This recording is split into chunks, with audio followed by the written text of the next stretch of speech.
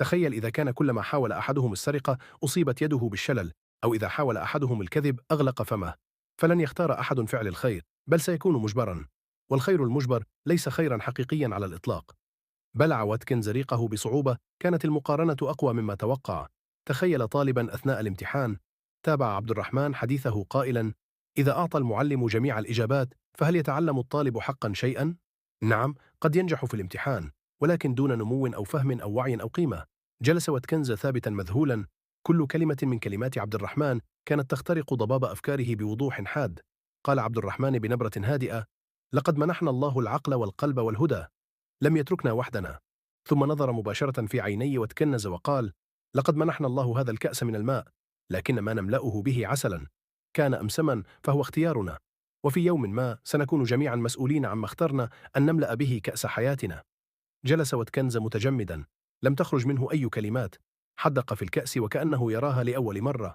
ارتعشت يداه قليلا وامتلأت عيناه بالدموع. عمي الصمت القاعة، لم يبقى أي ضحك ساخر. حتى أتباع وتكنز الأكثر ولاء بدت عليهم ملامح الارتباك. لم يكونوا متأكدين مما حدث، وكأنهم يخشون الاعتراف بما رأوه للتو. ثم حدث ما لم يكن في الحسبان. خفض جوشوا واتكنز رأسه، وارتجفت كتفاه وانهمرت الدموع على خديه.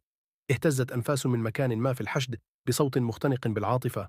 نظر واتكنز إلى عبد الرحمن وعيناه مليئتان لا بالغرور ولا بالكبرياء، بل بالحيرة والضعف. ولأول مرة بالتواضع قال بصوت متهدج: لقد قضيت حياتي كلها أهاجم شيئا لم أفهمه أبدا. مد يده المرتجفة نحو القرآن الذي كان مستلقيا على الطاولة. أمسكه ببطء واحتفظ به باحترام، ثم عانقه إلى صدره وبكى. أما أتباعه الذين كانوا قبل لحظات يصفقون لكل هزاء، فقد جلسوا في صمت مذهول، بعضهم بعيون مفتوحة على مصراعيها، وآخرون يمسحون الدموع من وجوههم. لقد حدث تحول في تلك القاعة، شيء عميق، شيء أبدي. دخل الشاب المسلم عبد الرحمن تلك القاعة كأقلية، لكنه خرج منها كرجل جعل أكثر الملحدين فخرا يرفع رأسه أمام الحقيقة. تلك الليلة التي بدأت بالضحك والسخرية تحولت إلى واحدة من أكثر اللحظات صمتا وتأملا أمام مئات الشهود. استسلم أستاذ ملحد متعجرف أخيرا للحقيقة، وكل ذلك بدأ بكأس من ماء. بدا الوقت وكأنه توقف القاعة ساكنة تماما، لا ضحكة واحدة ولا همسة واحدة فقط، صوت الأنفاس المحتجزة في ترقب. جلس جوشوا واتكنز الرجل الذي كان يخشى من لسانه الحاد وذكائه الآن على المسرح باكيا يحتضن القرآن بشدة إلى صدره.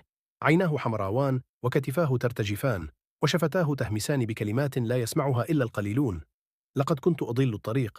أما أتباعه الذين كانوا على يقين من انتصاره فجلسوا في صمت متشكك، غير قادرين على استيعاب ما شاهدوه للتو.